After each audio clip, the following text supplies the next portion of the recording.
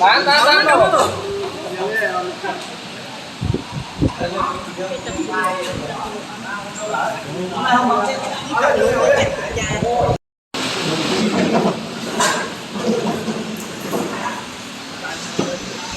Tò mò quá, chắc chắn luôn.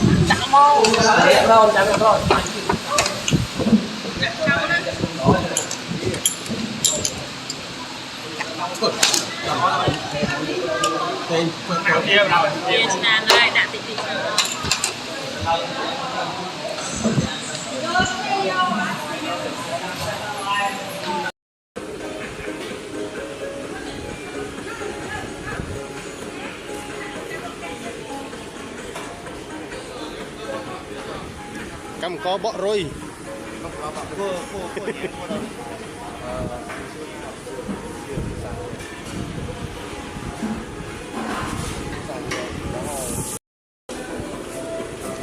Cầm thi chụp liên cầm hôn nghe đi, cầm hôn chụp liên ao ấy.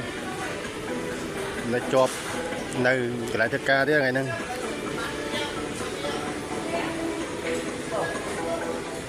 Đấy ăn miên ba hạt miên ấy.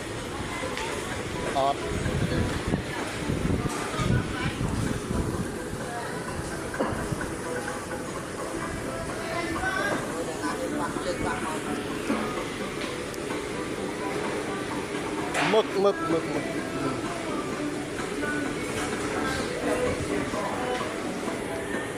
bà mực ăn nhanh.